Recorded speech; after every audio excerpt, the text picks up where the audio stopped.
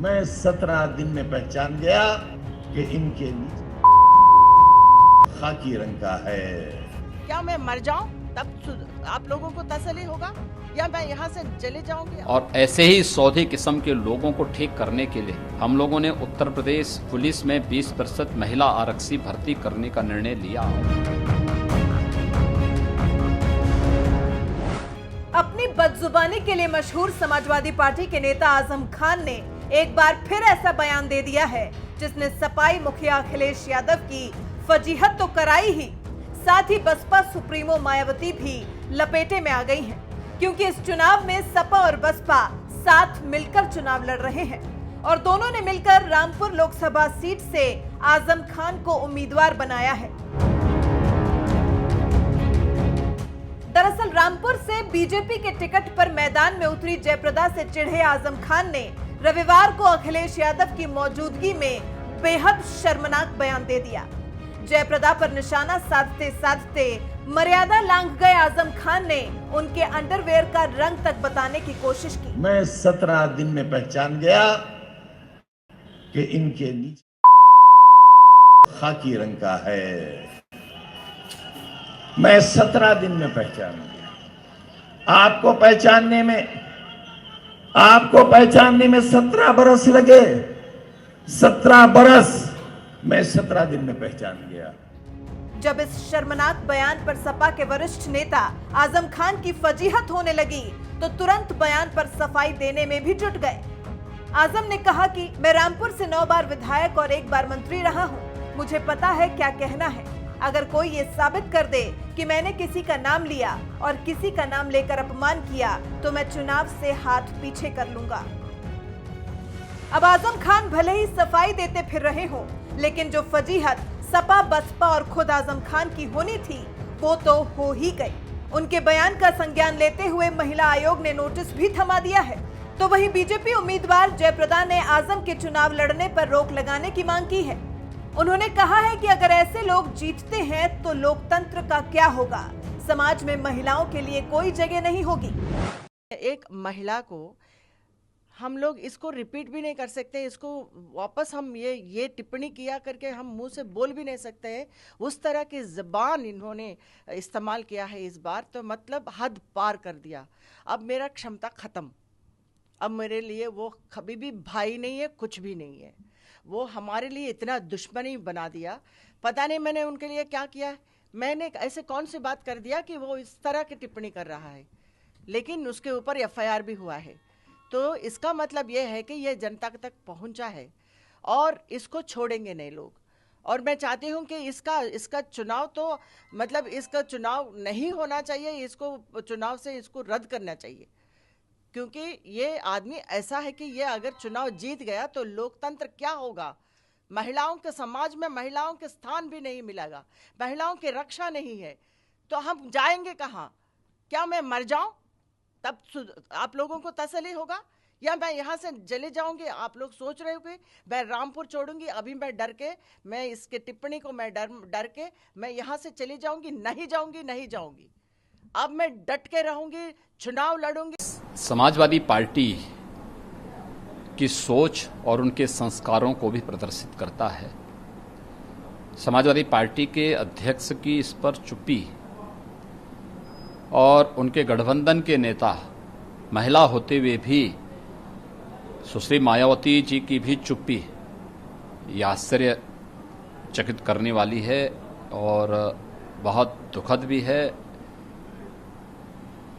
ऐसे ही लोगों के लिए, जो लोग महिलाओं के प्रति इस प्रकार की अभद्र भाषा का प्रयोग करते हैं, ऐसे लोगों के लिए हम लोगों ने उत्तर प्रदेश में सरकार आने के बाद एंटी रोमो स्क्वाड का गठन किया था और ऐसे ही सौदे किस्म के लोगों को ठीक करने के लिए हम लोगों ने उत्तर प्रदेश पुलिस में 20% महिला आरक्षी भर्ती करने का निर्णय लिया और कार्रवाई हमारी युद्ध स्तर पर चल रही है। लेकिन आजम खां का बयान अत्यंत शर्मनाक है, घटिया सोच को प्रदर्शित करता है। समाजवादी पार्टी के बारे में जो आम जन की धारणा है, उस धारणा का एक और उदाहरण प्रस्तुत करता है। आपको बता दें, आजम खान और जयप्रदा के बीच जारी अदावत कोई नई बात नहीं है। आजम खान इससे पहले भी बेहद आपत्तिजनक टिप्पणी जयप्रदा पर कर चुके हैं। यहां तक कि आजम पर जयप्रदा की अश्लील तस्वीरें बंटवाने के आरोप भी लग चुके हैं। हैरानी की बात यह है कि इतना शर्मनाक बयान देने के बावजूद महागठबंधन के प्रत्याशी आजम खान पर ना तो सपा मुखिया अखिलेश यादव ने कोई बयान दिया और ना ही बीएसपी सुप्रीमो मायावती कुछ बोली। इससे पहले बजरंगबली को बजरंग अली बताकर भी विवादों में रह चुके हैं आजम खान। बहन जी, उन उजड़ी दलित बस्तियों में दलितों की ही जमीन जिसने कब्जा किया है, उनके लिए आप किस मुंह से वोट मांगने जाओगे? और ये भी मत भूलिए, ये वही साहब है जो 1.5 दशक तक बहन जी को सद्दाम हुसैन जैसा हश्र करने की धमकी दे रहे हैं। साथियों, महामिलावट के एक और उम्मीदवार है जिनको बाबा साहब की मूर्ति को माला पहनाना भी मंजूर नहीं है। लेकिन बहन जी इनके लिए वोट मांग रही है। वहीं हमारे बबुआ वो दिन भी भूल गए जब बहन जी ने नेताजी को पागल खाने भिजवाने की सलाह दिया करती थी। साथियों, राजनीति क्या क्या न कराएं, आज हाथी साइकिल पर सवार है और निशाने पर चौकीदार है।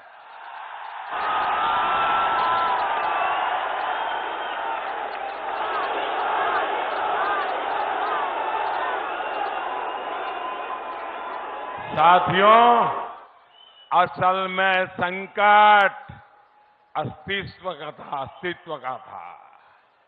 इसलिए पहले की सारी गालियां पीछे छूट गई और नारा बन गया, मेरा भी माफ तुम्हारा भी माफ, वरना हो जाएंगे दोनों साथ।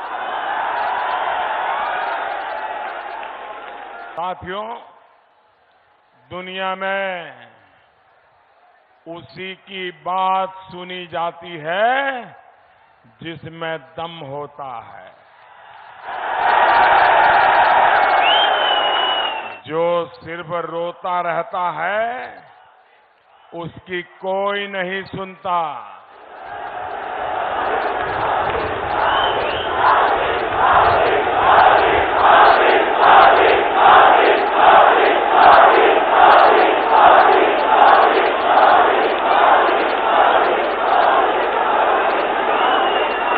जिस नए भारत को बनाने का संकल्प हम सब ने लिया है,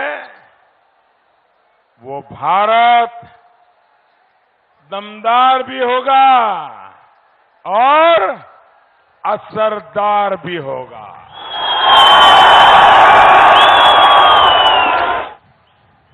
भाइयों बहनों, पहले क्या होता था?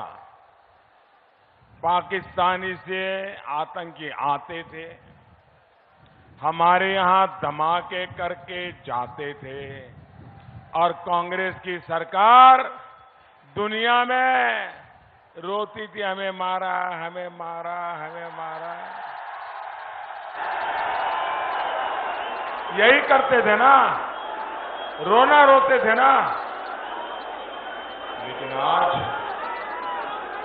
ये नया भारत है। अब आतंक के सरपरस्तों ने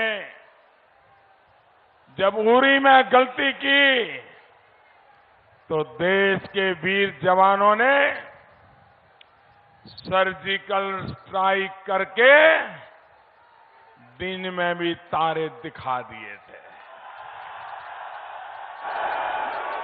उन्होंने दूसरी बड़ी गलती पुलवामा में की, तो हमने उन्हें एयर स्ट्राइक करके घर में घुसकर मारा।